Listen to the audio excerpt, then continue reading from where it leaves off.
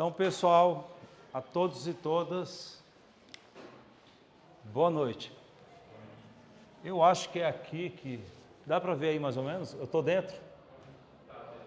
Aqui, tá. E vai até aqui, ó. Beleza. Então, boa noite a todos e todas. Nós estamos aprofundando o conteúdo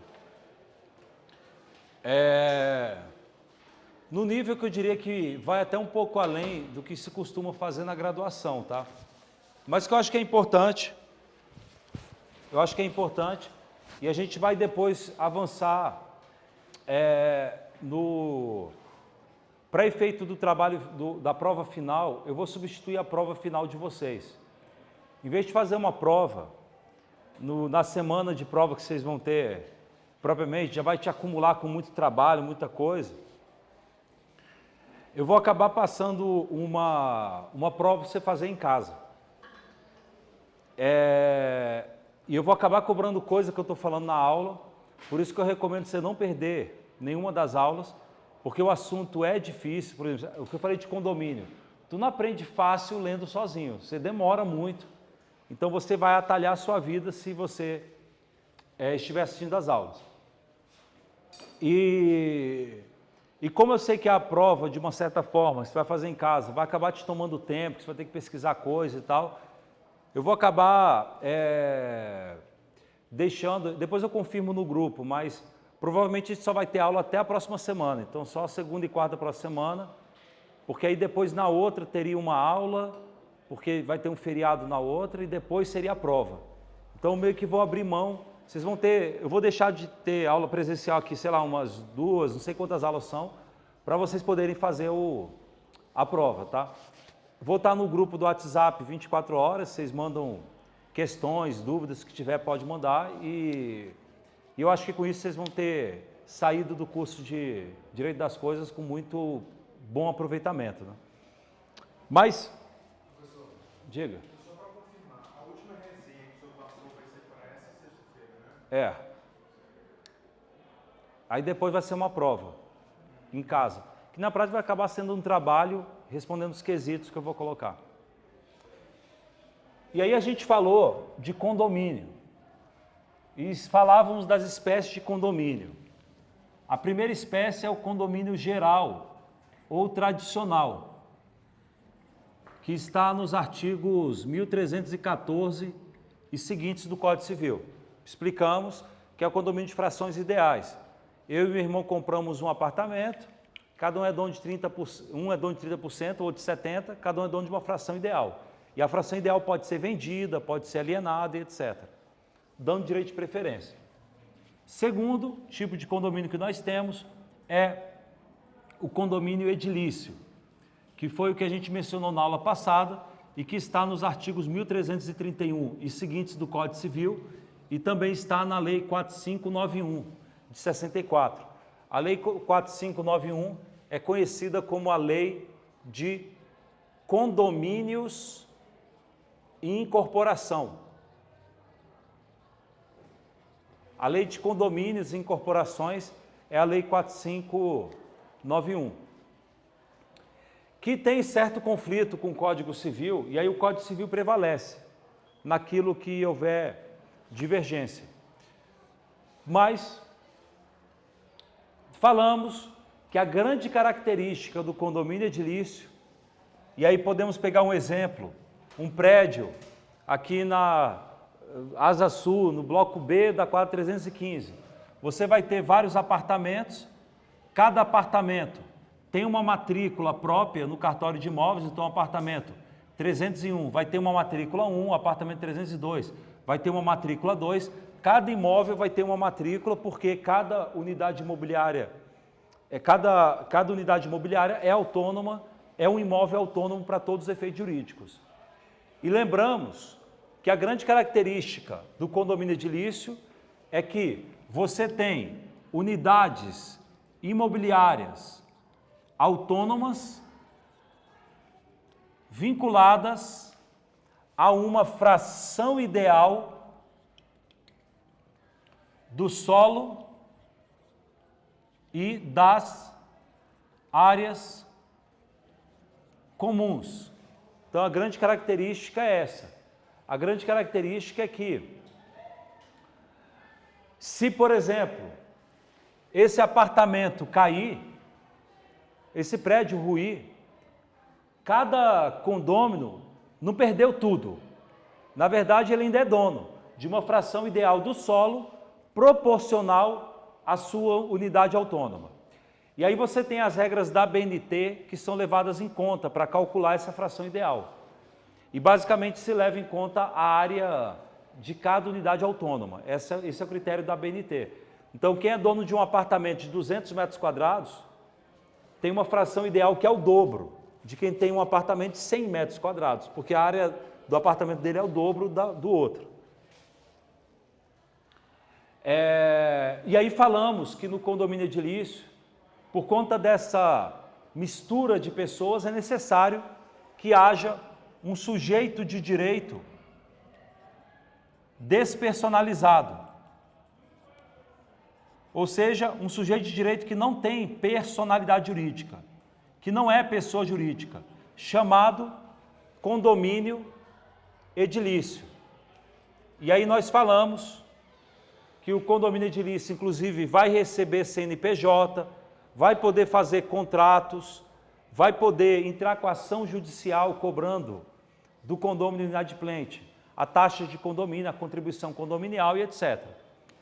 E falamos que, como ele não tem personalidade jurídica, eu até recomendei um artigo nosso que trata sobre isso, sobre entes despersonalizados. Se você colocar no Google, você acha, você coloca entes despersonalizados Carlos Elias, vai aparecer lá o artigo que trata desse tema.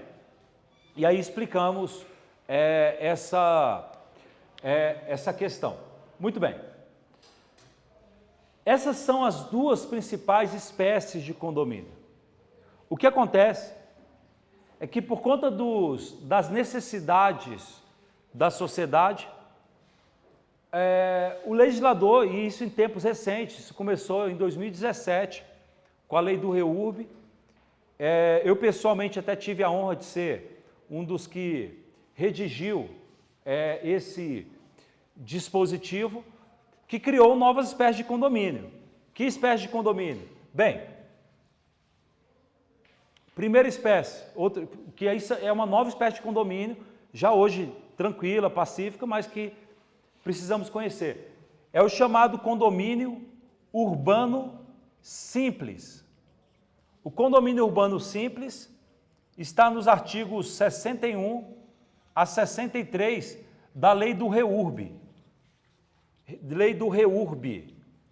REURB é uma abreviação de regularização fundiária urbana, que é a lei 13.465.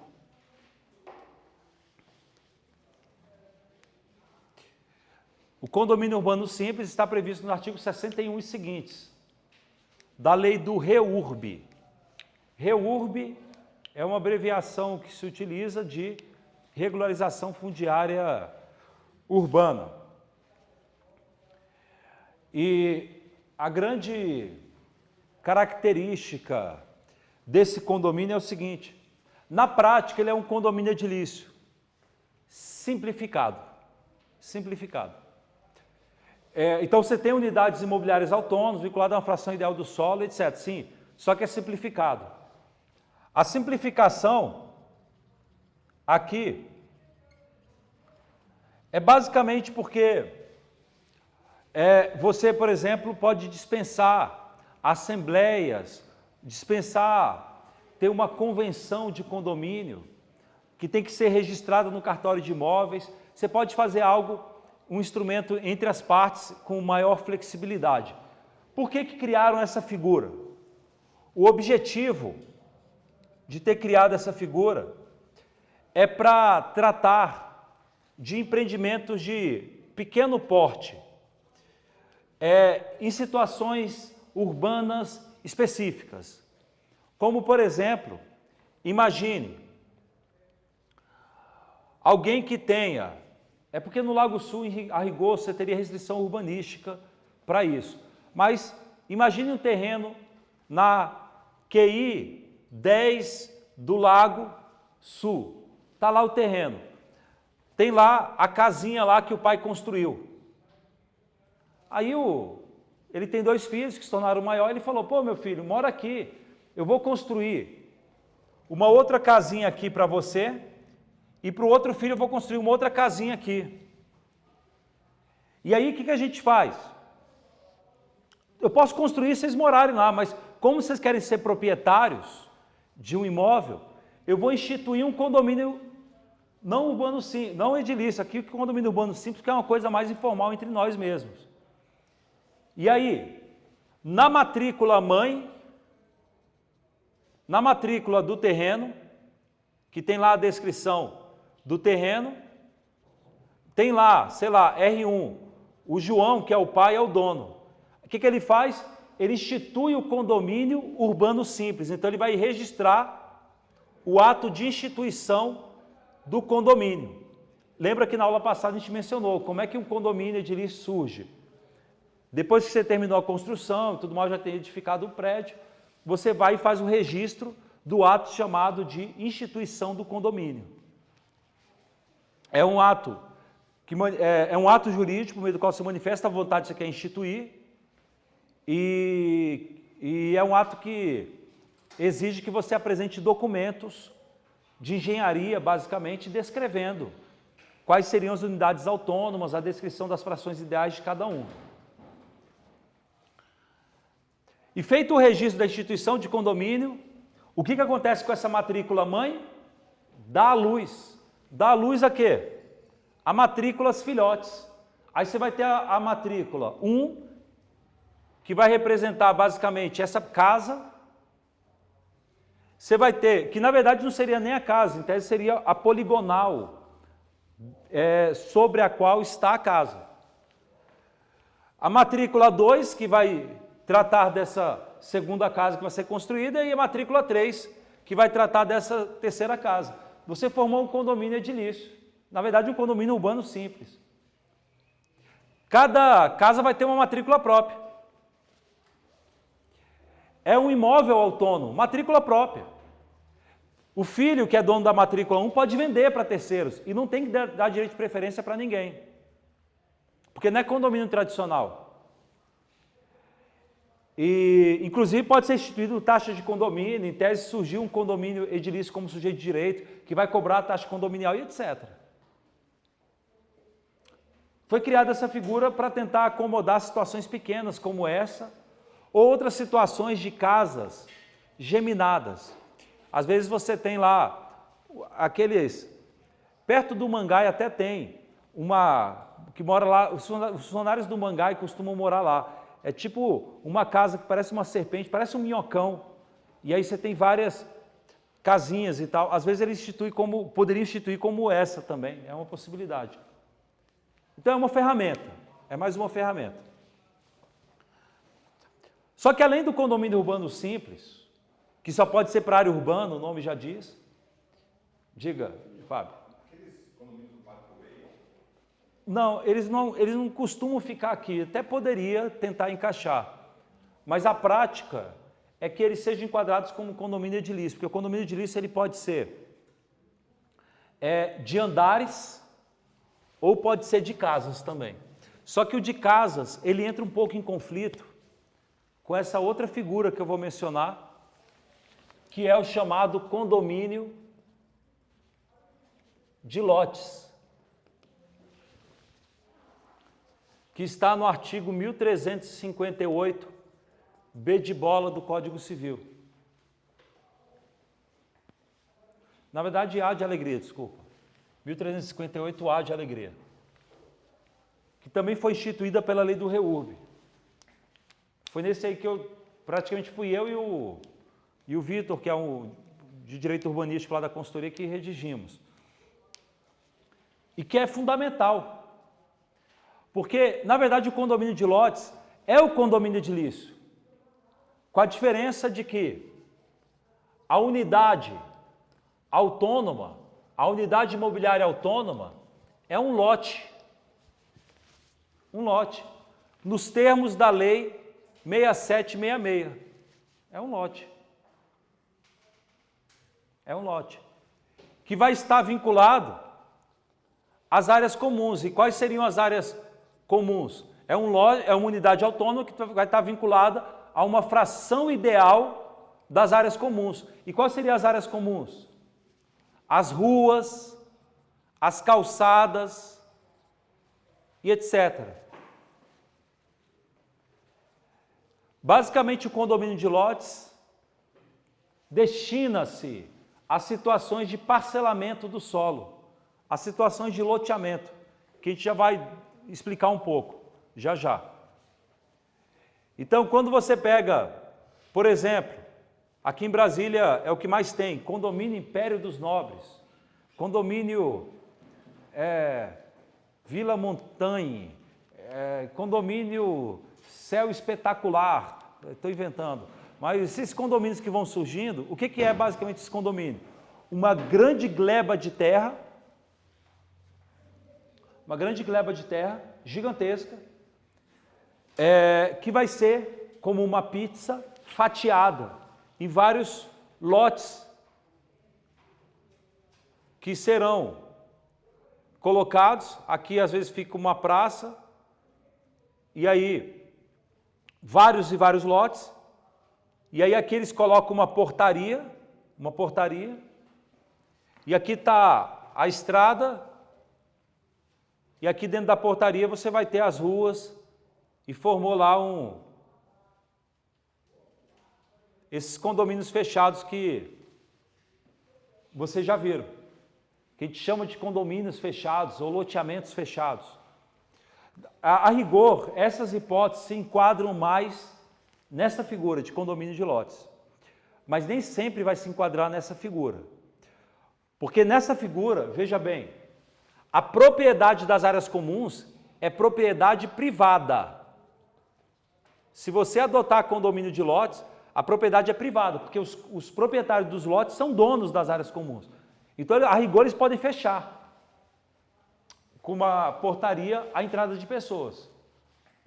O problema é que o condomínio de lotes precisa observar a lei 6766. Além de ter que observar a lei 4591, as duas leis. E eu te digo, essa é a melhor interpretação da legislação, mesmo depois da mudança recentíssima que tem, mesmo depois da lei 14.382. Essa lei 14.382, ela tentou afastar a lei 6766. E alguns até defendem isso. Mas não vai prevalecer esse entendimento.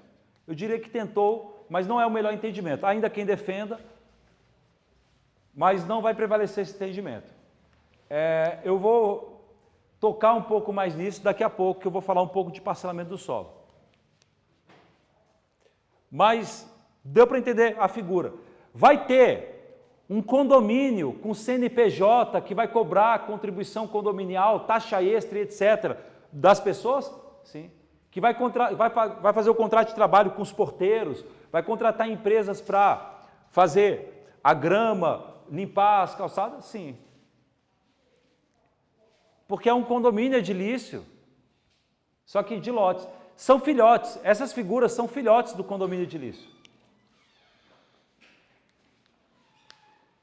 Entenderam? Diga. Aquela situação em que, num único lote, a pessoa divide... Isso eu sei que tem, por exemplo, na 700, em alguns locais tem, mas tem, já vi na Samambaia, no Belo Horizonte. Um único lote, a pessoa divide em várias kitnets para alugar. Entraria nessa... pessoas, vamos supor, Um lote não, uma construção e várias kitnets. uma construção num único lote. A pessoa divide em 6, 5 É muito comum isso, por exemplo, na Vila Tele Brasília, tem em vários locais, o pessoal vai. Nas Açu, a rigor, tem uns probleminhas, né, especialmente aquelas casas na frente e tal. Mas o pessoal faz e tal.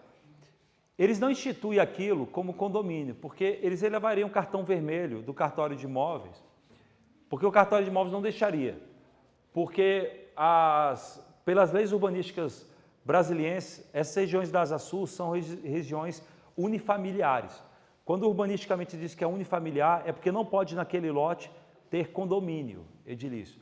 E, portanto, você não pode criar duas matrículas para o mesmo lote, porque você presume que tendo duas matrículas, moram duas famílias lá. Mas nada impede você, que é dono de uma casa, trazer todos os seus familiares do Brasil inteiro, do mundo inteiro para morar lá. Isso aí, a rigor, você pode colocar um formigueiro lá. E a rigor, também nada impede de você alugar quartos para as pessoas morarem dentro da sua casa. A rigor, isso não está proibido.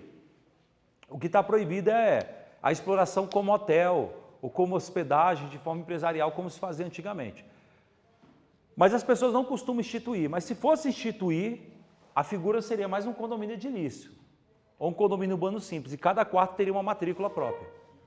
Mas não cabe muito, porque a própria arquitetura dessas casas não são muito propícias a isso. Mas, a rigor, se fosse fazer algo, seria condomínio edilício, o 2. Ou, quiçá, o 3, urbano simples, no máximo.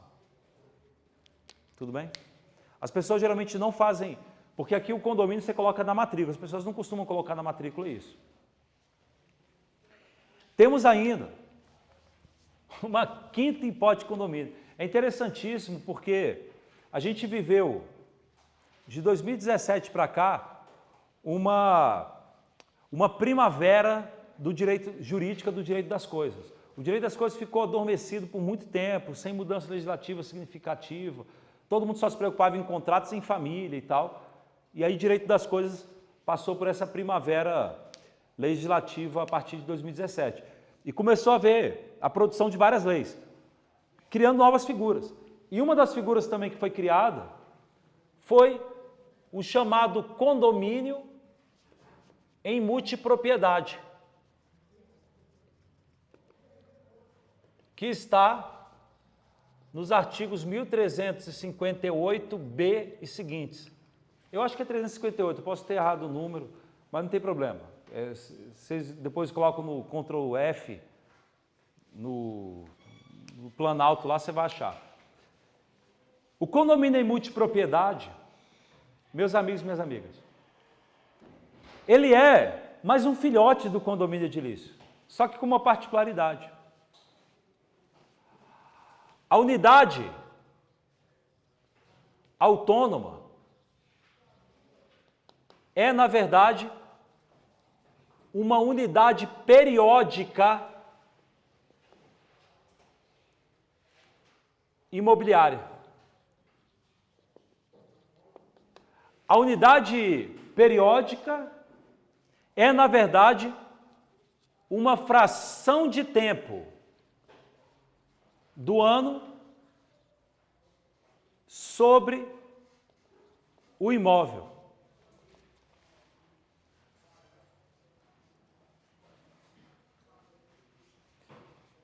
Anote, você vai entender já já.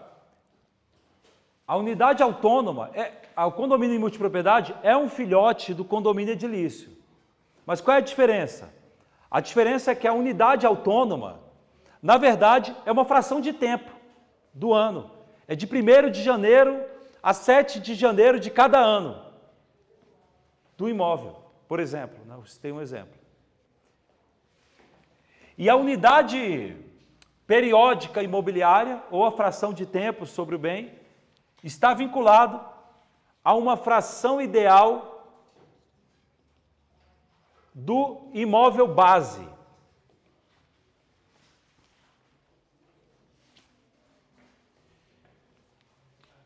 Há um artigo nosso, que também, se você colocar no Google multipropriedade de Carlos Elias, análise aprofundada da lei de multipropriedade. Eu detalho isso. No nosso manual também está bem detalhado. Quem tiver com o manual, dá para se detalhar lá. Mas vamos entender.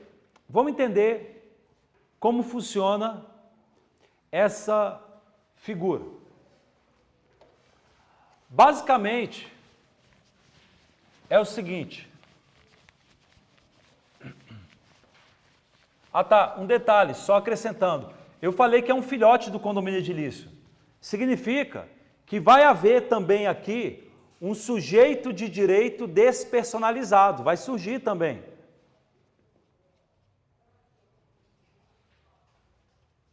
Com CNPJ e tudo, que é o condomínio em multipropriedade. Vai surgir também. Que vai poder cobrar a taxa condominial e etc. Que vai poder fazer contratos e tudo mais. Vamos entender. Você terminou o semestre, aí você viaja para Caldas Novas. Aí tu vai lá para Caldas Novas e tem lá um novo empreendimento que está sendo feito lá pelo Rio Quente Resorts LTDA. Eles vão construir um prédio com vários apartamentos.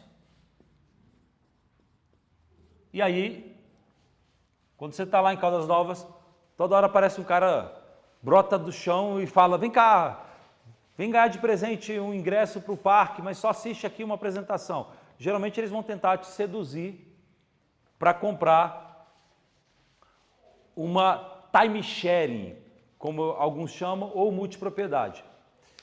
O que ele vai fazer? Basicamente é o seguinte. Você tem aqui o apartamento 404. É o apartamento 404. Ele tem uma matrícula própria. Vou chamar de matrícula 404. Tem lá uma matrícula no cartório de imóveis e tudo mais. E quem é o dono? Rio Quente Resort LTDA é o dono, é a empresa. O que ele faz? Se ele vender apenas o apartamento, ele vai ter um lucro, um valor do apartamento. Um lucro que seria menor se ele fracionasse, parcelasse temporalmente o bem. É interessante essa lógica. Quando você fala de parcelamento do solo, ou parcelamento do imóvel, você pode falar de parcelamento horizontal. Logo quando saiu a lei, um dia depois que saiu a lei, até publiquei o artigo de considerações sobre a lei da propriedade, eu coloquei isso. Que é uma forma de você enxergar bem o fenômeno. Você pode ter um parcelamento horizontal do solo. O que é o parcelamento horizontal do solo? É quando você cria lotes ou desmembramentos. Você é dono de uma fazenda, você divide a fazenda em 3 fazendas menores. Você é dono de uma grande gleba e faz um parcelamento do solo. O parcelamento horizontal do solo seria basicamente o parcelamento do solo que você estuda basicamente na Lei 6766 e em outras leis, também como o Decreto-Lei 58 de 1937. E também o Estatuto da Terra. Além de outras leis, mas que é quando você vai dividir o lote em vários pedaços.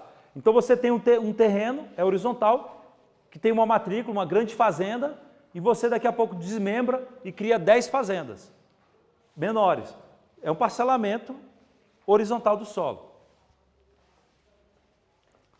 Você também tem um parcelamento vertical do solo, que basicamente acontece quando, por exemplo, você tem um condomínio edilício de andares. Quando você percebe,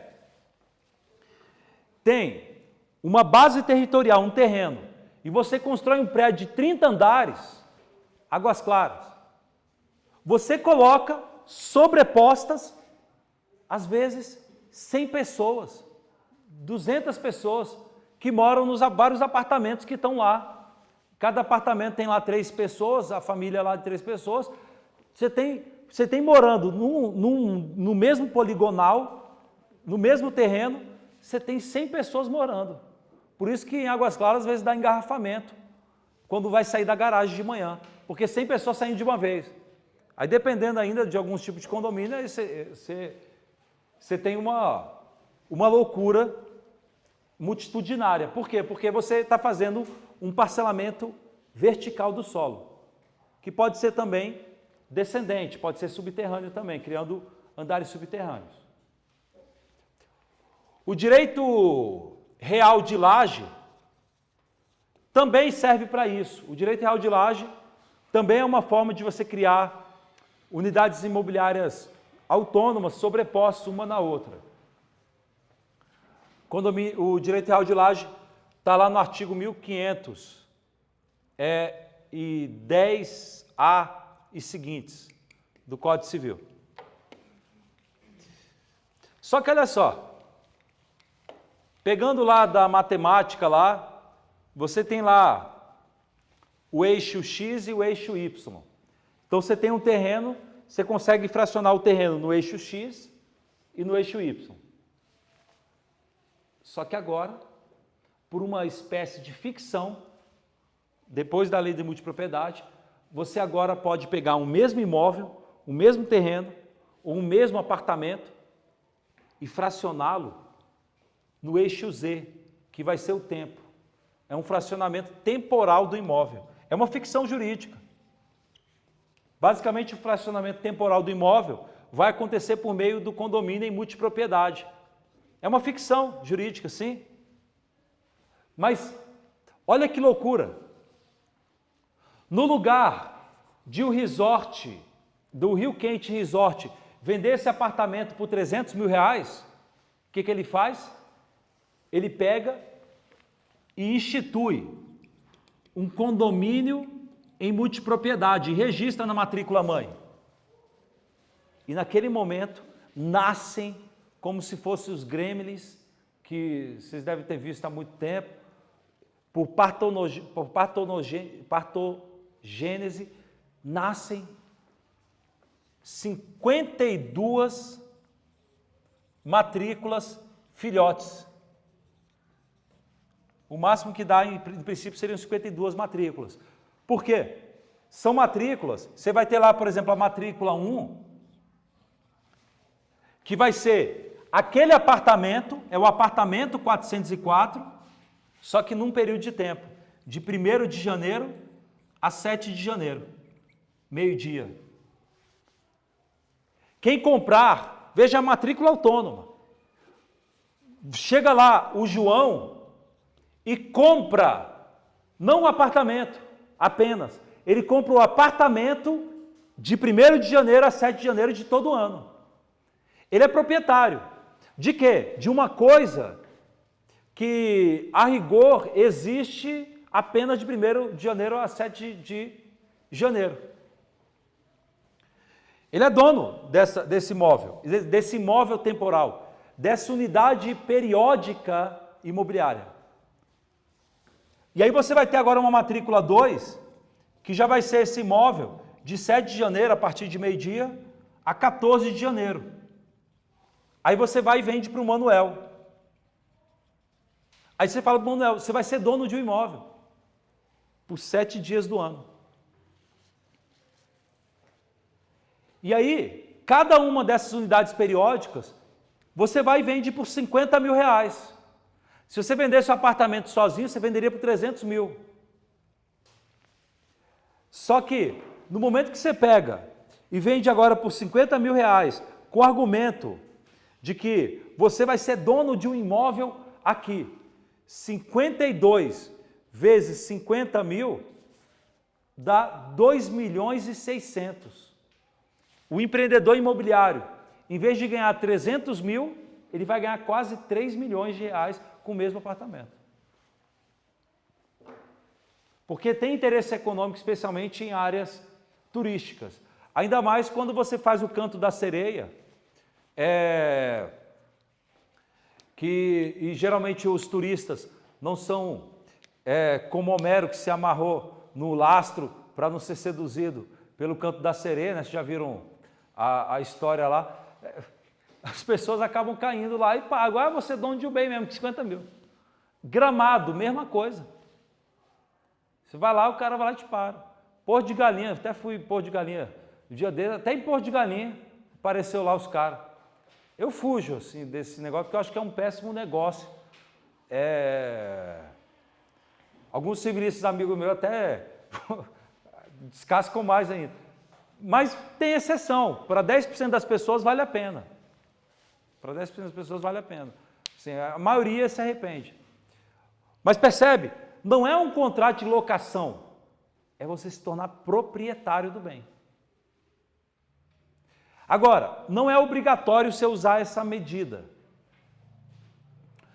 Pode haver alguns tipos de multipropriedade, por exemplo, o Raroc Café, né?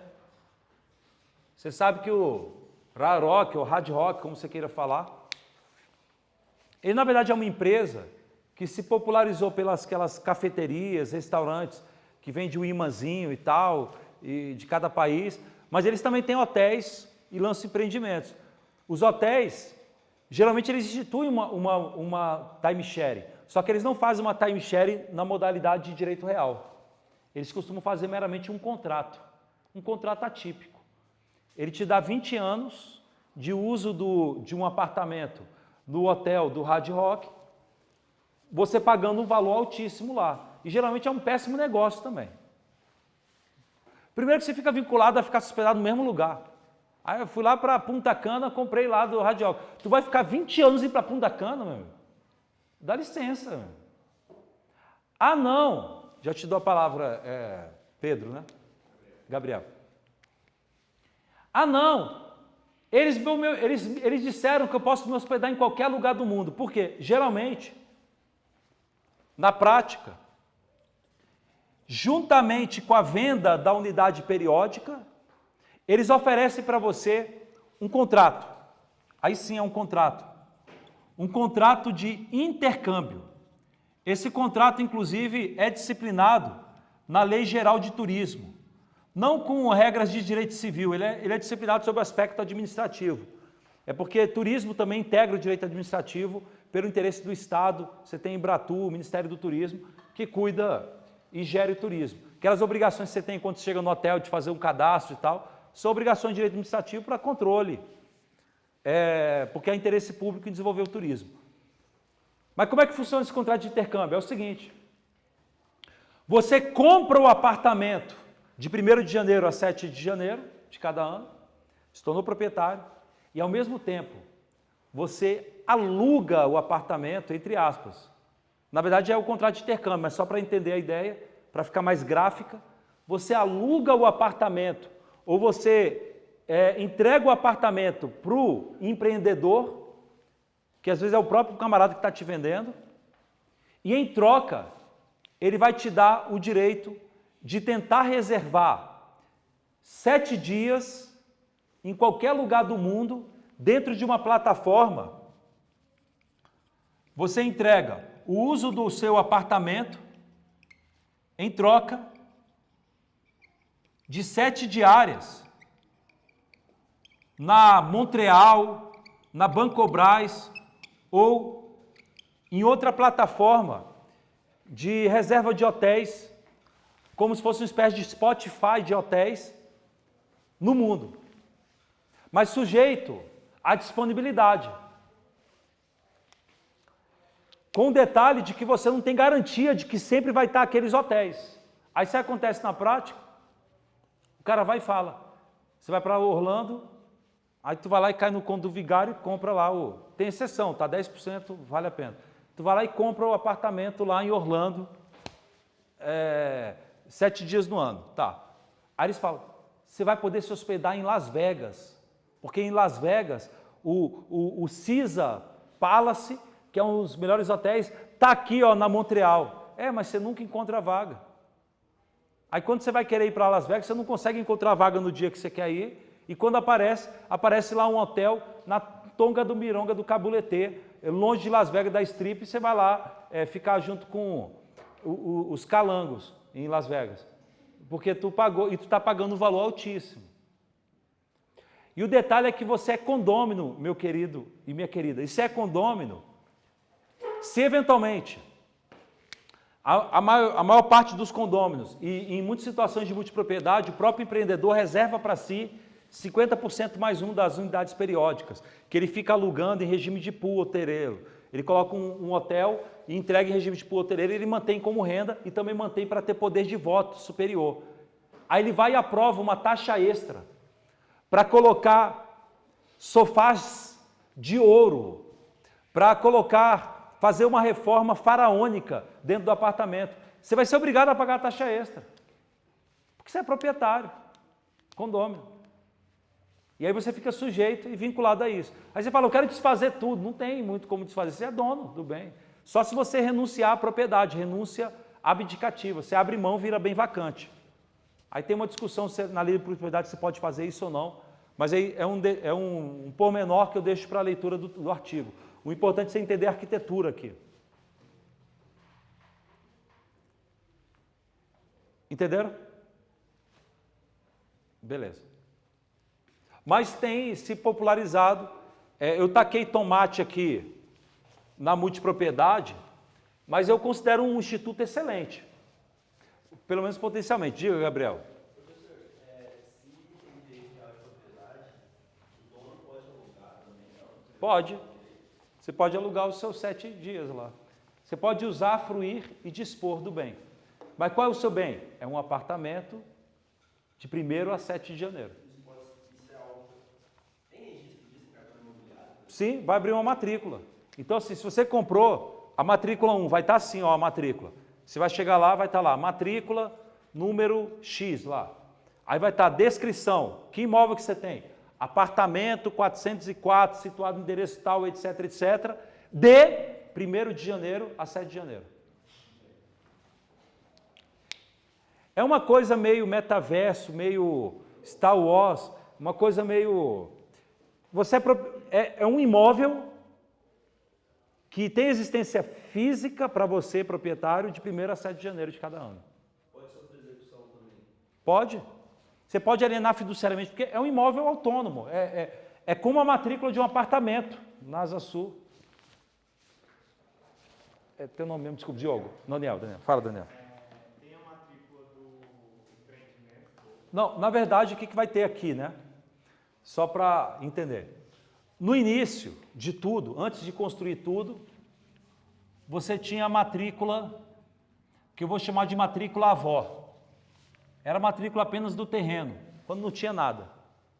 Você construiu o prédio, aí você averbou a construção e depois você fez o registro da instituição do condomínio edilício. E aí, quando você instituiu o condomínio edilício, nasceram as matrículas filhas, que são as matrículas dos apartamentos. Então, o apartamento 404, 403, etc., passou a ter uma matrícula. Aí depois, você vai na matrícula filha aqui e faz o registro da instituição do condomínio em multipropriedade. Aí nascem as matrículas netas.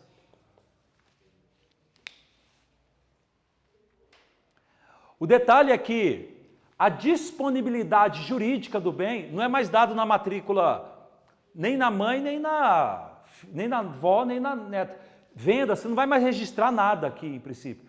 Você vai registrar apenas aqui nas unidades periódicas. Como no condomínio edilício. Quando você faz o condomínio edilício, você não registra mais nada na matrícula mãe, né?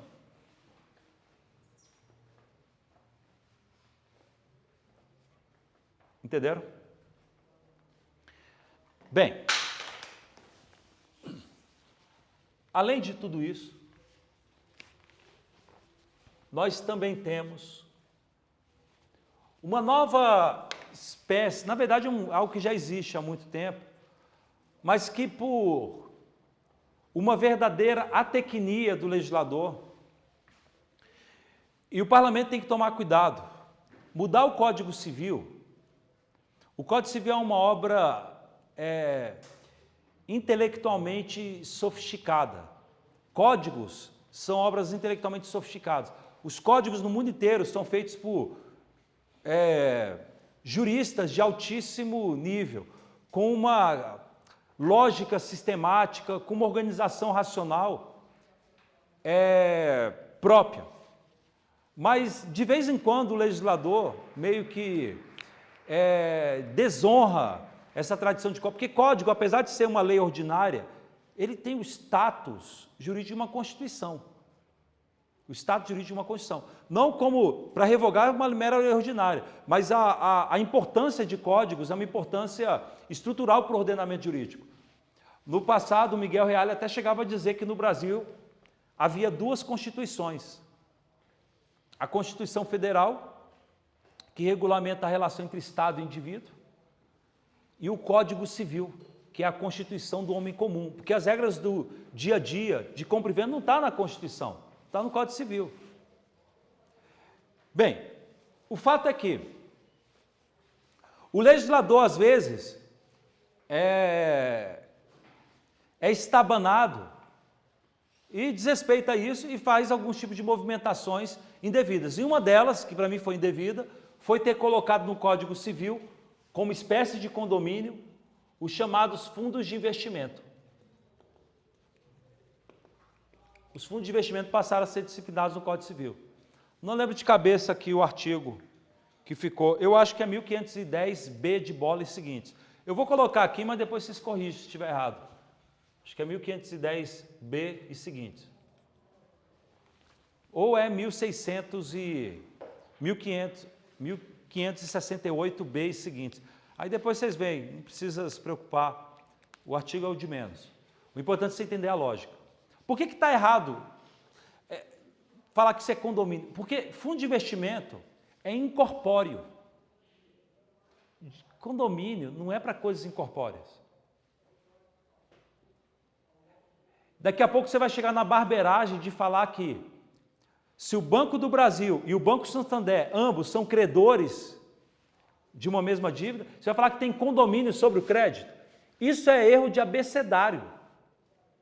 Os direitos reais não foram feitos para coisas incorpóreas. Eu e meu irmão somos credores de 10 mil reais, você está me devendo 10 mil reais para mim e para o meu irmão. Nós temos um condomínio sobre o crédito. Isso é erro de abecedário. E o legislador cometeu isso. Mas tudo bem. Tem que engolir. Está na lei. Diz o Código Civil, o fundo de investimento é um condomínio de natureza especial, diz o Código Civil.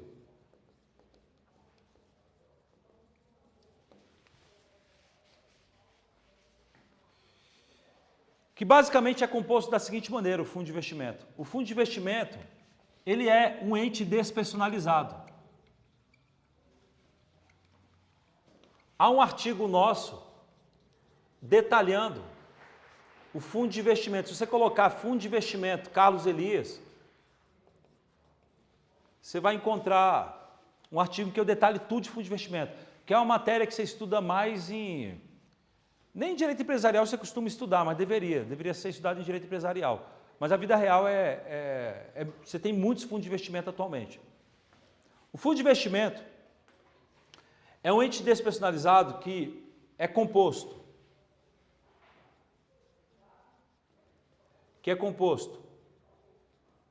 de recursos, leia-se, dinheiro e outros bens que eventualmente ele tenha adquirido, mas de recursos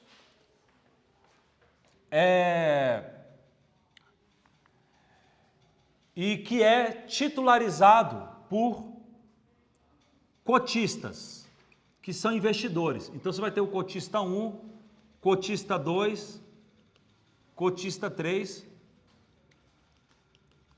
A tecnia é tamanha que daqui a pouco chegará gente do direito empresarial. Na verdade, não é nem gente do direito empresarial, isso aqui é economista.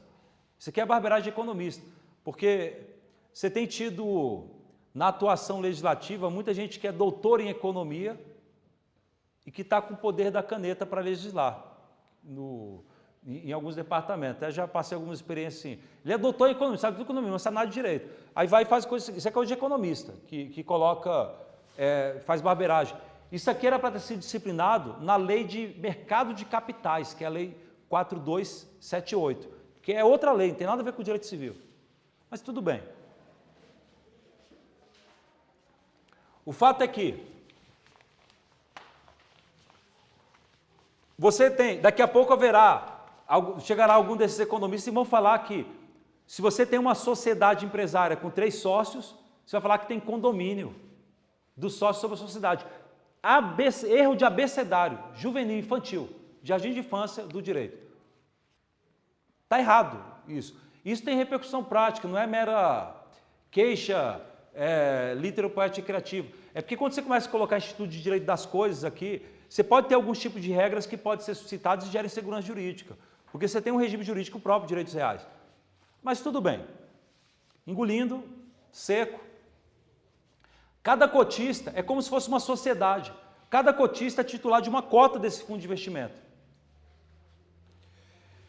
E o fundo de investimento, basicamente, ele é criado por meio de um regulamento registrado na CVM. Então, o ato constitutivo dele é um regulamento. Não é contrato social, não é estatuto social, é regulamento. E é registrado na CVM. CVM é a Comissão de Valores Mobiliários. E a principal característica do fundo de investimento é que a sua finalidade é exercer uma atividade de investimento para gerar renda aos cotistas, para gerar dividendos aos cotistas.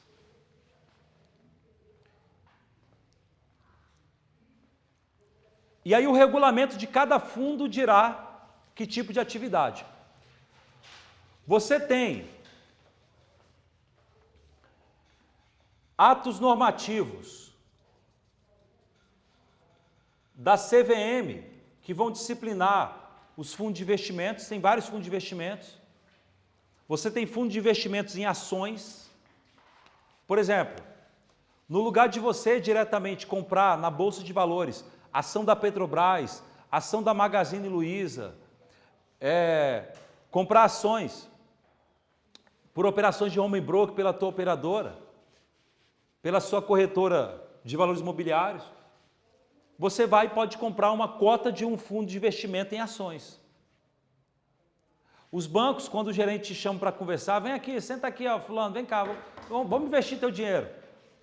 Em muitas situações o banco coloca o teu dinheiro em fundos de investimento em ações, que geralmente é do banco. O Banco Safra, por exemplo, tem alguns fundos que é dele. O próprio Safra mantém e fica investindo em ações. Aí você vai ver no regulamento a atividade de investimento que vai ser exercida. Alguns fundos de investimento atuam mais em ações estrangeiras. Então ele fica comprando ações da Apple, ações de outro, que na prática não é que eles compram diretamente. Às vezes alguns até podem atuar diretamente, mas eles acabam comprando uma coisa que é chamada, como é que é o nome? ACP? TDR. BDR. Não, mas BDR são fundos, né? Não, o BDR por exemplo, você compra a ação da Apple aqui. Que é espelhada aqui na B3. Exato. Tem um ADR, que é ação brasileira espelhada. Era o ADR, que eu estava pensando no ADR. ADR é lá. Você compra BDRs, que na verdade é um espelhamento da ação da Apple, por exemplo. Tem outros fundos que atuam em renda fixa. Sei lá, vai comprar só tesouro direto, coisa do tipo e tal. Aí você vai vendo o tipo de fundo, um fundo mais agressivo, menos agressivo. Só que isso é fundo de ações. Você tem outros fundos também. Para o nosso estudo aqui, é importante você saber do fundo de investimento imobiliário. Um dos mais importantes é o fundo de investimento imobiliário. É um dos mais importantes porque ele está presente cotidianamente na prática imobiliária. O fundo de investimento imobiliário, inclusive, tem lei própria. É a lei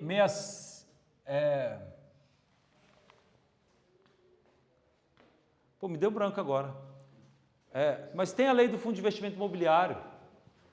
Daqui a pouco aparece na minha mente aqui a lei. 8668, né? 8668. Não é isso? Tem uma lei própria que também vai tratar. E qual é a atividade do Fundo de Investimento Imobiliário? Comprar imóveis ou construir imóveis e ter lucro com os imóveis, alugando ou vendendo mais caro e distribuir o lucro entre os cotistas. Inclusive, esses fundos de investimento imobiliário, eles costumam dar rendimento de 0,5% a 9%. Na verdade, alguns fundos de investimento imobiliário, eles não trabalham diretamente com construção e venda de imóveis. Alguns fundos de investimento trabalham com recebíveis do mercado imobiliário. Na verdade, eles compram créditos. Por exemplo, o Paulo Otávio vendeu um apartamento na planta e eu estou pagando prestações mensais. O Paulo Otávio tem um crédito. Tem fundos que compram esses créditos imobiliários. A gente fala que são fundos de investimento imobiliário em papel. Os fundos de investimento que compram apartamento ou constrói é chamado de fundo de investimento de tijolo. É o linguajar que o pessoal usa no mercado. Mas tudo bem, aqui não é aula de investimento propriamente. O que eu quero é que você entenda a dinâmica. Por quê? Porque aparece cotidianamente fundo de investimentos comprando apartamento, e aí você no cartório tem que saber o que fazer ou não. Você, advogado, é contratado para advogar para um fundo de investimento. Você tem que saber um pouco a dinâmica. O aprofundamento do assunto está naquele artigo que eu mencionei, ou no nosso manual. O manual nosso também aprofunda muito isso. E é um tema que é importante você dominar. Dúvidas? Muito bem. Vai lá. Você não vai contra aquilo que você falou, de que aquela vez eu perguntei se o menino era pessoa jurídica, aí você disse que não. Não entendi. O quê? Uma vez eu perguntei se o condomínio era pessoa jurídica. Se o condomínio é pessoa jurídica. Isso, você disse que não, realmente, despersonalizado, só que ganha CNPJ. Exato. E aí você disse que não poderia ser pessoa jurídica porque não poderia comprar as coisas, né? Não é bem isso. Não é que não pode comprar. É que tudo é proibido para ele, salvo o permitido em lei ou em princípios. E aí princípios qualquer atividade conexa a ele. Então o condomínio diz, pode comprar o lote contíguo. Pode. Só que o fundo de investimento é a mesma coisa. A rigor, ele é um ente despersonalizado. Então tudo é proibido para ele, salvo lei ou costumes ou princípios.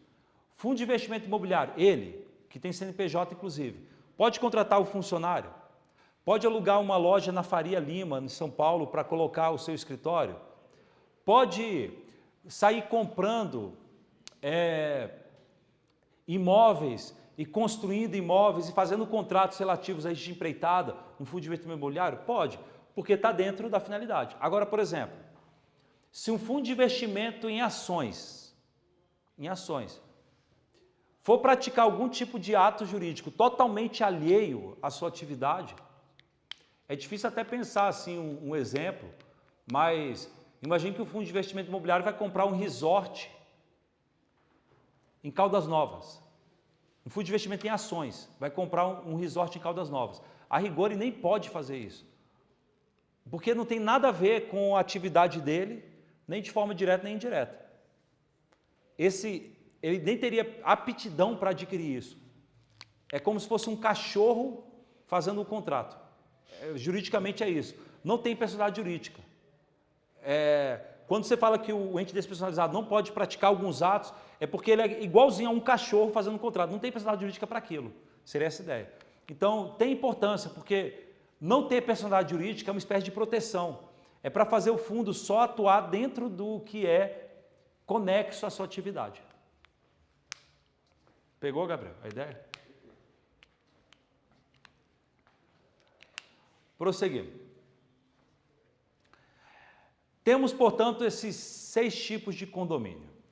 Há ainda uma 7ª figura,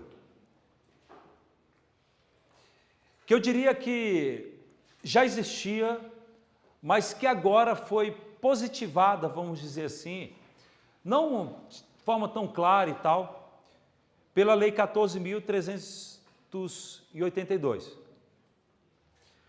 E aí o nome é um problema, porque cada um tem dado um nome e tal. Eu prefiro chamar de condomínio proto-edilício. Eu ainda estou para publicar um artigo sobre isso. Na verdade, estou escrevendo um livro sobre essa lei. A gente vai ver se coloca isso. Mas para mim eu chamo de condomínio proto-edilício. Que na verdade é um nascituro do condomínio edilício.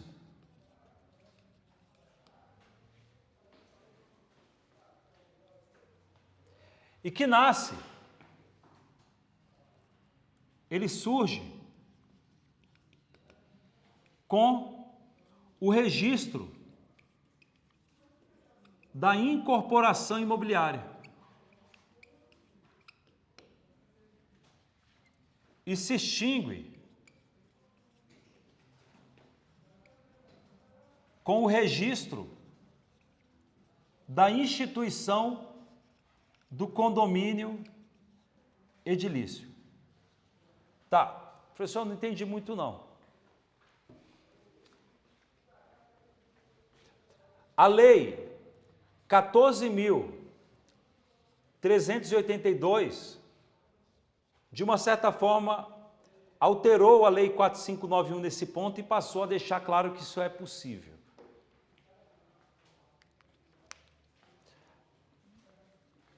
Aí tu fala, caramba, entendi nada. Tá.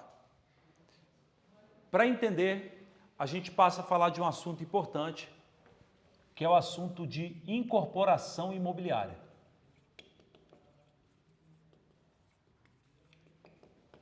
O que é incorporação imobiliária? Veja,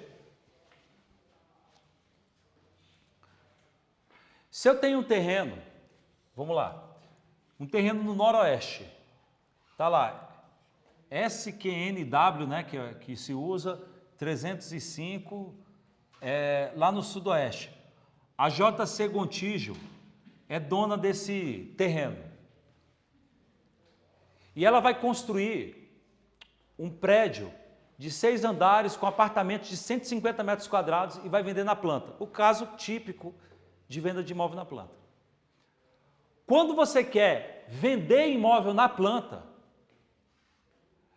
e portanto vender na planta é você vender antes de construir o prédio, você na verdade está submetido ao chamado regime de incorporação imobiliária. Incorporação imobiliária pode ser definido como o ato jurídico por meio do qual o proprietário do terreno aliena na planta futuras unidades autônomas de um condomínio edilício. Até para ficar melhor, tiro futuras aqui. Aliena na planta unidades autônomas de um futuro condomínio edilício. Por que tem o nome incorporação imobiliária? Porque a ideia é que você vai incorporar ao solo, você tem uma terra nua, pelada, e você vai incorporar ao solo um prédio e de antemão você está vendendo já as unidades autônomas.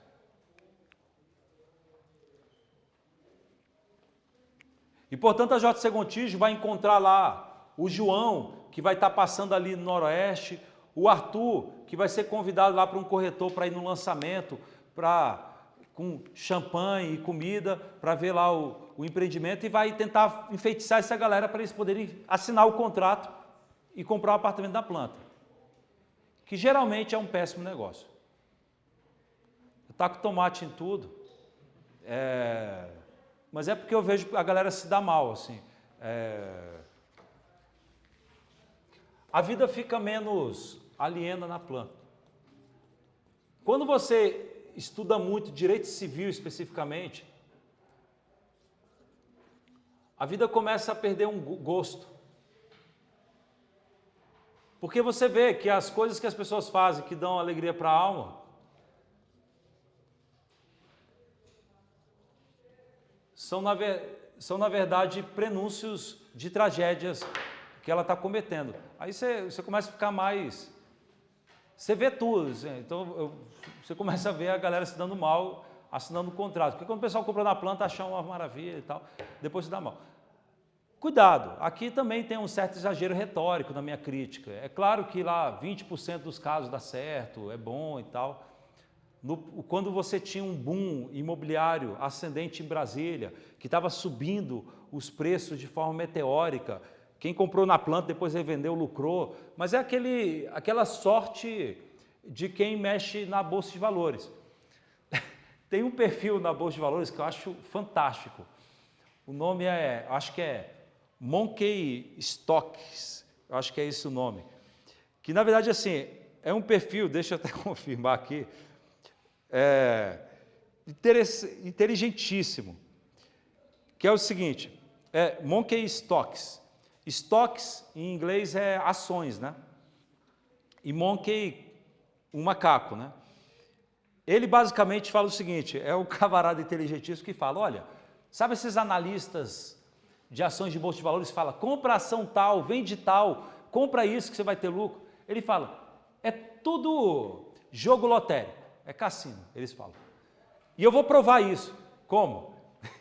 O camarada pegou, basicamente, o dono do perfil, um macaquinho lá que ele tem, e esse macaquinho segura aquelas bolas de bingo, nem sei como é que é o nome daquelas bolas de bingo, e ele gira lá o macaco, aperta o botão, aí cai as bolas e cai em alguma ação. Então é totalmente aleatório e ele monta a carteira dessa maneira.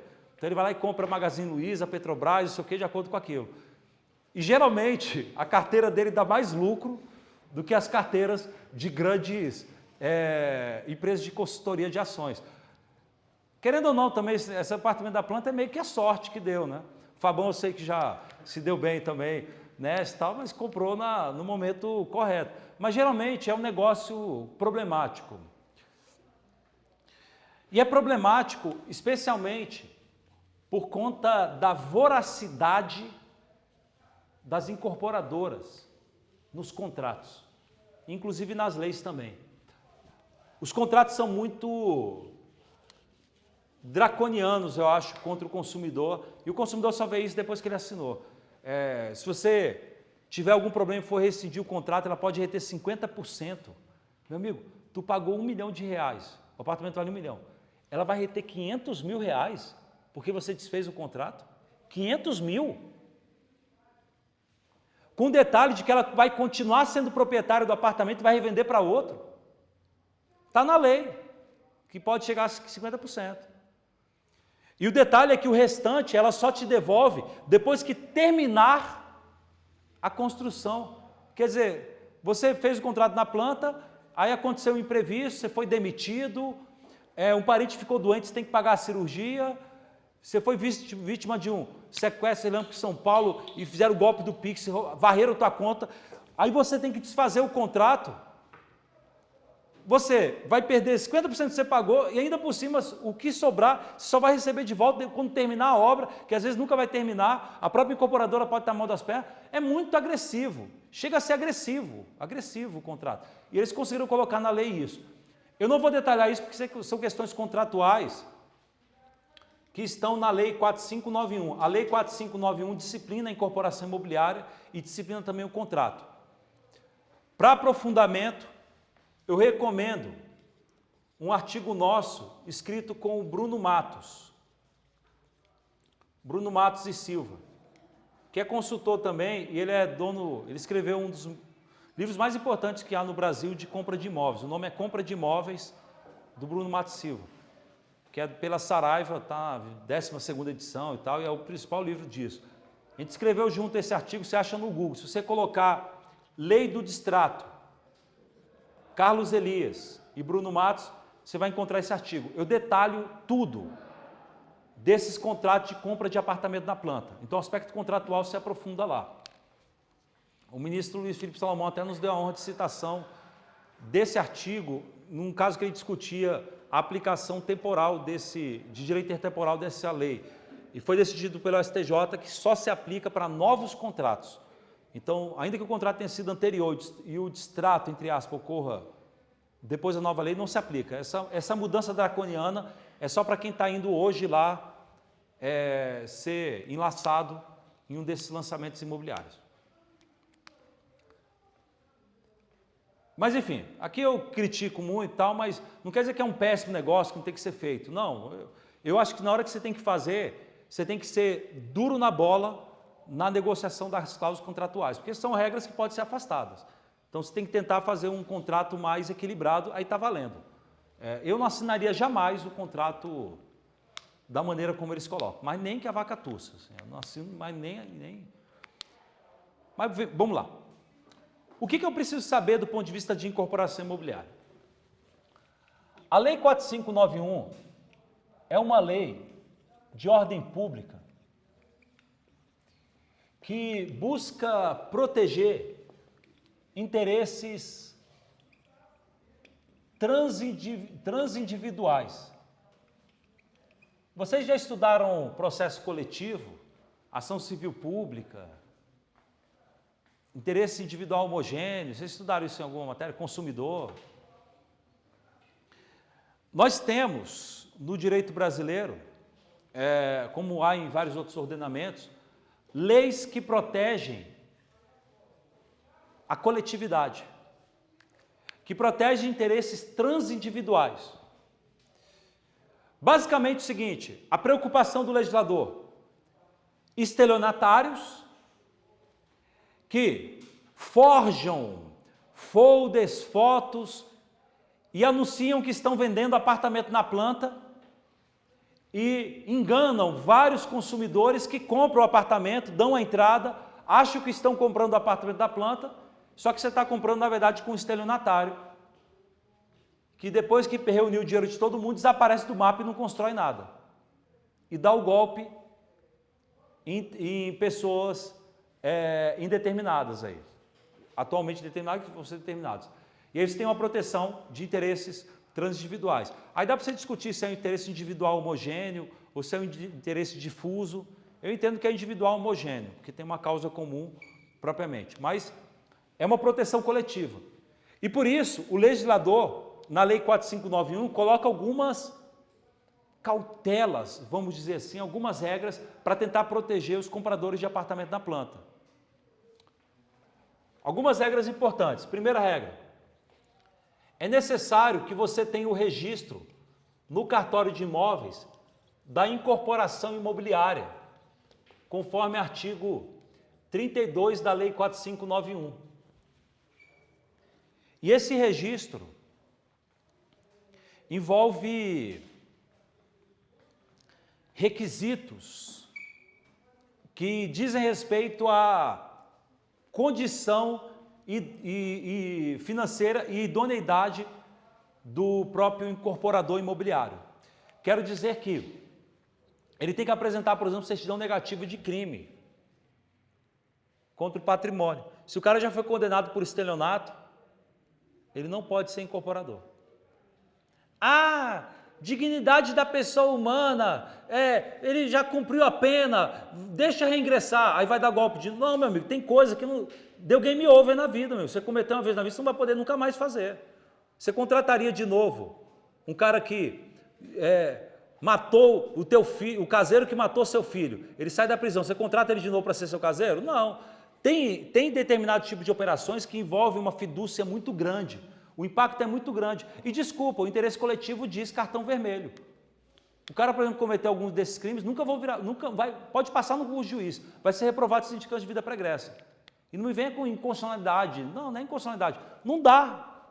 É um tipo de atividade que não dá. Agora, outros cargos até dá, mas tem determinado tipo de atividade que não dá. Você tem que ter um histórico ilibado para ser. E aqui, de uma certa forma, o legislador também coloca. Então, aqui você já percebe que eu considero que é constitucional a Lei 4591 no momento em que ela exige certidão negativa de crime contra o patrimônio. E para mim não importa se o crime foi cometido há muito tempo atrás, já era, deu game over para você. Assim, eu tenho essa visão, mas Você pode, eventualmente, nunca surgiu para o Supremo esse debate. Por exemplo, a Lei 8.112, que é a Lei de Servidor Público, ela prevê demissão de servidor público em algumas hipóteses específicas e proíbe o retorno do servidor ao serviço público, para sempre. Alguns falam que é inconstitucional porque seria uma pena perpétua. Para mim não é pena perpétua coisa nenhuma. Determinado tipo de crime que o servidor cometeu, de gangsterismo, nunca mais pode voltar para o serviço público, não. Vai procurar um emprego em outro lugar. Ah, mas pô, você não está reingressando a pessoa. Não é isso. É que determinado tipo de conduta não dá para você voltar a confiar na pessoa totalmente, assim, para determinadas atividades. Bem, minha visão, mas o Supremo Tribunal nunca se manifestou, então pode ser que o Supremo no futuro entenda diferente. Você pode entender diferente, não tem problema, né? Ainda não é uma coisa pacificada. Né? Bem, o detalhe é que é crime vender na planta sem o registro. Chega a ser crime. Se você vender na planta sem registro. Você também tem outras regras, que são regras, por exemplo, que asseguram o direito dos compradores em substituir o incorporador no caso de inadimplência. Aconteceu isso em Águas Claras. Até tem um amigo que sofreu isso. Ele comprou um apartamento lá. O apartamento dele é um negócio faraônico, assim, 300 metros quadrados o apartamento dele, e comprou na planta. E aí, quando chegou no meio da obra, a incorporadora parou de dar continuidade. A incorporadora estava mal das pernas. Ainda bem que eles notaram isso, porque eles estavam acompanhando assim, para e passo, o andamento da obra, e começou a ver que a incorporadora não estava mais, não estava pagando a construtora e tudo mais. O que a Lei 459 estabelece? Ela estabelece que os compradores, eles podem formar uma chamada comissão de representantes. Eu entendo que essa comissão de representantes é um ente despersonalizado. Nunca vi debate, nunca ninguém escreveu nada sobre isso. Tal. Eu entendo que é um ente despersonalizado, poderia até ter CNPJ e tudo. Mas a lei não diz o que é.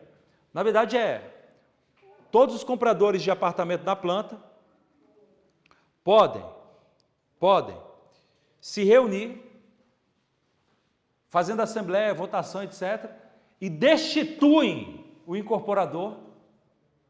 Tem que ter uma justa causa, evidentemente, e em vez deles continuarem pagando as parcelas mensais para o incorporador, porque você tem lá o boleto, você passa a pagar para a comissão de representantes, que vai reunir o dinheiro do pessoal com as prestações futuras, e com esse dinheiro eles contratam outra empreiteira, ou uma empreiteira para continuar. A Lei 14.382 até alterou a Lei 4591 para facilitar esse procedimento, tornar mais extrajudicial. Mas é uma figura interessante. Esse colega, por exemplo, se valeu disso lá junto com a galera, destronou a incorporadora e conseguiu terminar a obra. Mas nem sempre os compradores são tão unidos assim. Na maior parte das vezes dá zebra. O pessoal perde todo o dinheiro e tudo mais. Por isso que é atividade de kamikaze, é atividade de pirotecnia, é atividade de negligência, tu comprar apartamento da planta e pagar à vista. Você é do tipo de pessoa que deveria virar trapezista, acrobata ou coisa do tipo. O trapezista morre quando ele acha que pode voar. Aí você perde todo o seu patrimônio que você pagou. Não dá para... Não, mas a empresa é idônea. Não é questão de má fé ou não. Pode dar zebra. O Ministério Público vai lá, denuncia. Pode acontecer coisas, imprevistos, né? As pessoas os devedores, nem sempre é caloteiro no sentido pejorativo. Às vezes é azarado. Então, muito bem. A Lei 4591, portanto, disciplina a incorporação imobiliária, estabelecendo algumas regras como essa. Cuidado, você só fala em incorporação imobiliária quando você vai vender na planta. Se você não for vender na planta, não há incorporação imobiliária. Ah, mas eu estou construindo um prédio. Isso não é incorporação. Eu tenho um terreno, eu estou construindo. Você está vendendo na planta? Não, então não é incorporação. Isso é mera construção. Você pode construir um prédio. O IDP, por exemplo, comprou o terreno, construiu um prédio. Pronto. Não tem incorporação. Incorporação é quando você vai alienar na planta. E daí, um cuidado que você tem que ter terminológico. Nunca mais na tua vida cometa esse erro. Eu comprei um apartamento com a construtora. Está errado. Quem vende na planta é o incorporador. O incorporador é diferente do construtor. Não é com a da construtora. Você comprou o apartamento do incorporador. Ah, mas o incorporador não é construtor? Nem sempre. O incorporador é o dono do terreno que está vendendo. E, eventualmente, esse dono do terreno contrata uma outra empresa por contrato de empreitada para construir, que é a construtora. Algumas incorporadoras, como o Paulo Otávio, é construtor também. Aí tudo bem, ele mescla as duas funções, as duas posições jurídicas, mas nem sempre é igual. Então, tecnicamente, o correto é você falar incorporador. Comprei o apartamento do incorporador. Professor, então, a gente diria que é menos arriscado, então, a gente comprar a pessoa cometer essa Acrobacia. de comprar um apartamento na planta, então é menos arriscado comprar de uma construtora e incorporadora, que faz as duas coisas juntas, do que então de uma incorporadora, porque depois ela, digamos assim, terceiriza a construção. Não sei se dá para dizer, porque depende do porte econômico. Por exemplo, você tem aventureiros, empresários de primeira viagem, o playboyzinho lá da Vila Mix que recebeu um dinheirinho do pai, que vai e monta uma incorporadora construtora ao mesmo tempo. Ele comprou o terreno e vai fazer a primeira obra. Ele é os dois ao mesmo tempo. Aí, será que esse entusiasmo adolescente deles vai dar certo ou não vai? É a primeira empreitada. Pode dar certo, pode dar errado. Uma precaução seria olhar então a trajetória dela no mercado. É. Quantos anos ela tem no mercado, a solidez dela. Exato. Mas mesmo fazendo isso, dá exemplo. A Incol foi o exemplo, né? A Incol era a maior incorporadora que havia no país. Quebrou. Ficou um bocado de prédios desossados por aí, né? Então, assim, não tem muito... Tem um certo caráter lotérico. O mínimo que você tem que fazer é não comprar à vista na planta. Paga parcelado, pelo menos você vai atenuar e tenta monitorar a construção e tal. Beleza. O detalhe é que quando você faz o registro da incorporação imobiliária, você já pode vender imóveis na planta. E o detalhe, aqui já nasce um condomínio protoedilício. Ou também você pode chamar de protocondomínio edilício.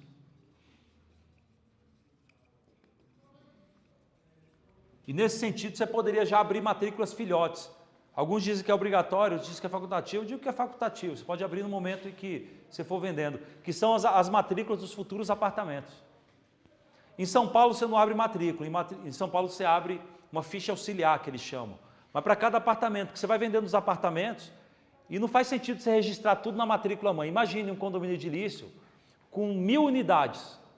Se você for registrar tudo na matrícula, vai virar uma matrícula poluída. Porque aí você vai ter 1000 compras, aí um morreu, tem um inventário, divorciou, averbação de divórcio. Vai ficar ininteligível a matrícula. Então é evidente que, do ponto de vista registral, é melhor você já criar logo as matrículas filhotes.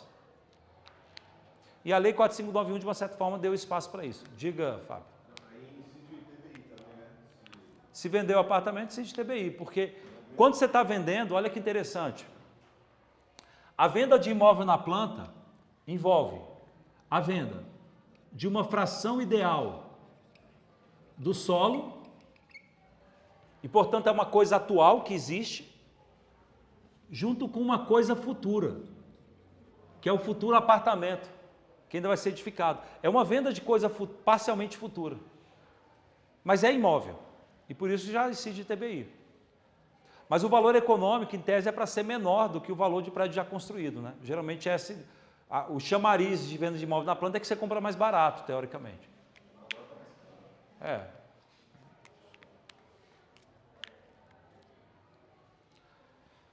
E aí, quando você terminei de construir, o que você faz?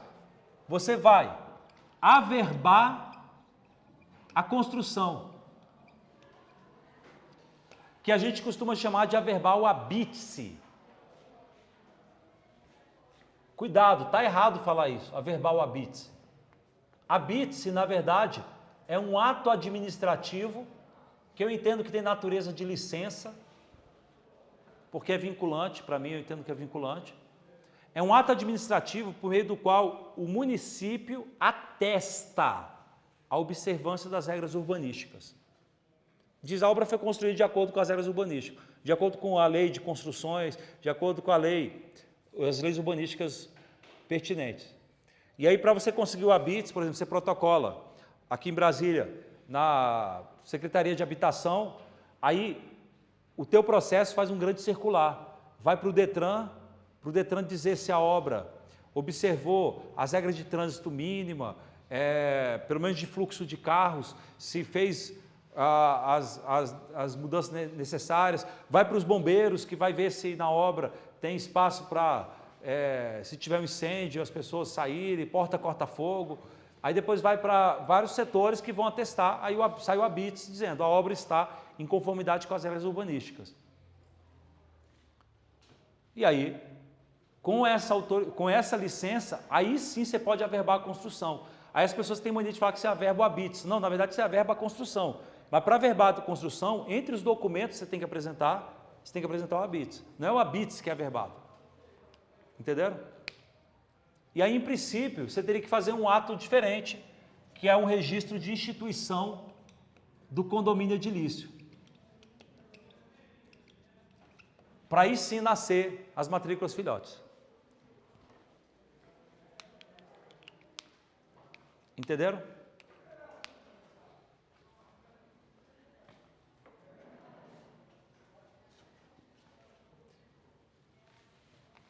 Antes de liberá-los,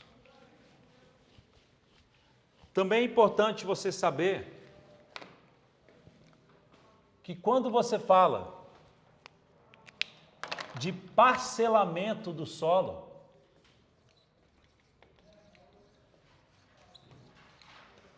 você também vai ter regras.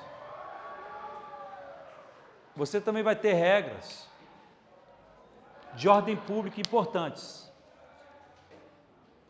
Porque se você não tiver regras, um camarada pode comprar um terreno em Brasília, por exemplo, e dividir em lotes de 10 metros quadrados. 10 metros quadrados é nada, você nem anda direito. Não dá nem para construir nada. E se você tiver liberdade plena de fazer o que quiser, você pode, na verdade,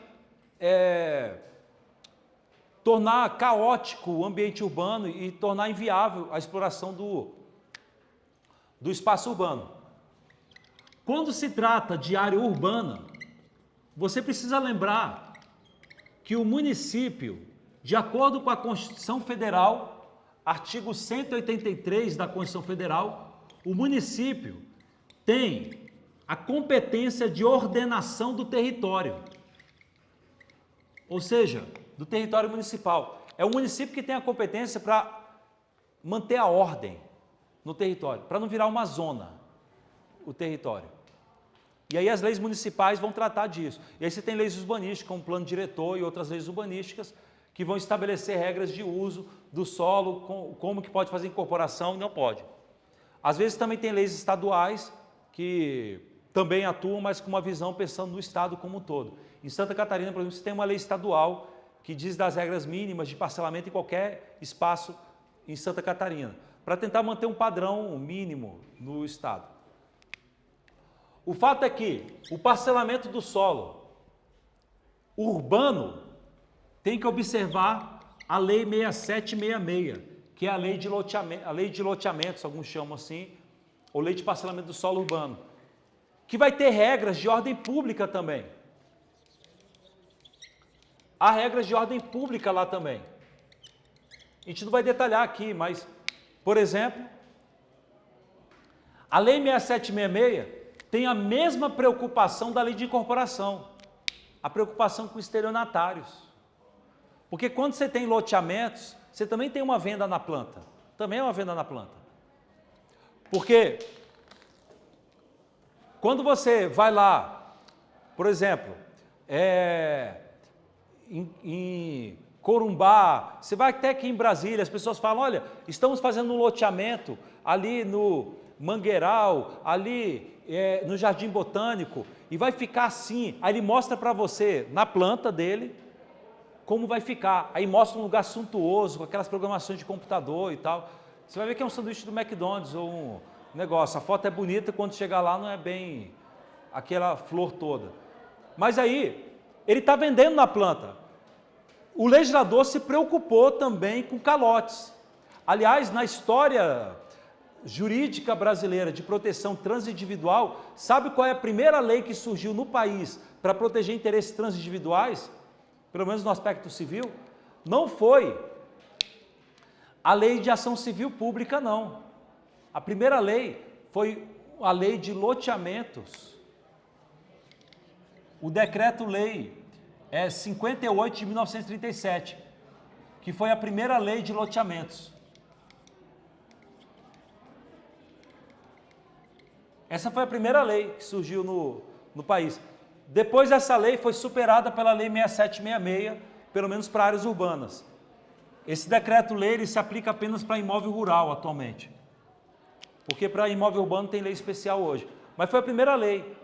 E aí você vai ter nessas leis basicamente o seguinte: para ser loteador, para poder fazer um parcelamento do solo e vender na planta lotes, tem que mostrar também certidão negativa de crime contra o patrimônio, porque se o cara já foi condenado de estelionato, não pode fazer isso. E ele também vai assumir obrigações urbanísticas, porque o loteador tem a obrigação de fazer as obras de infraestrutura. A grande característica do loteamento urbano são as obras de infraestrutura. Aliás, infraestrutura é junto hoje, né? As obras de infraestrutura têm interesse público. Quem vai fazer a calçada, a rua, a iluminação e etc. E por isso o loteador assume obrigações perante o município para fazer essas obras. Se ele não fizer, cabe ação do município contra ele. O município pode bloquear o dinheiro das vendas dos lotes para poder fazer as obras de infraestrutura.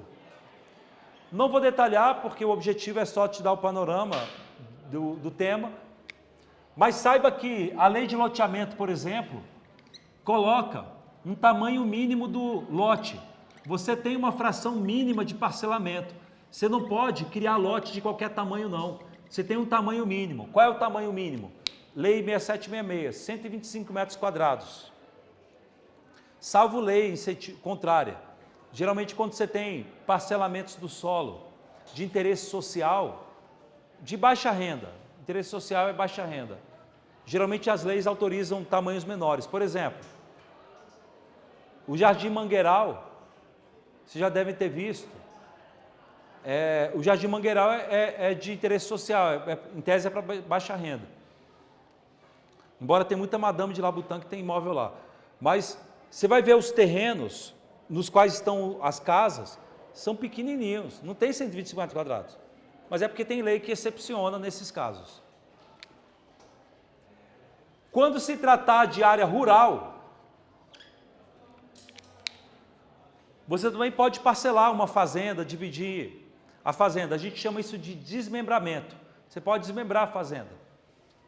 Basicamente, você precisa observar o Estatuto da Terra e algumas leis especiais que há sobre isso. Existe uma lei, por exemplo, que coloca basicamente o seguinte: a principal preocupação que você tem que ter em área rural para desmembrar uma fazenda é só observar a fração mínima de parcelamento. A fração mínima de parcelamento, que é definida pelo INCRA, por região, porque a fração mínima de parcelamento é diferente por região, porque você leva em conta a fertilidade do solo. Locais com terreno muito fértil, pode ter fazendas menores ou lotes rurais menores, porque é muito produtivo. Locais mais inférteis tem que ter um lote maior, porque se preocupa com o tamanho em que o lote seja útil. E além disso, você vai ter preocupações com leis ambientais, respeitar a reserva florestal e também cadastros de imóveis rurais e cadastros ambientais que tem. Não vou detalhar, mas basicamente é essa a preocupação, é meramente cadastral. Queridos e queridas, com isso, vocês conseguiram ter um panorama incrível do direito das coisas na formalidade. Na próxima aula, a gente vai começar a falar do faroeste do direito das coisas, que é a vida real, ninguém tem escritura, não tem nada, é na peixeira mesmo, é a posse, é as invasões. A gente vai começar a tratar disso na próxima aula. Bom descanso. Valeu. Valeu, obrigado.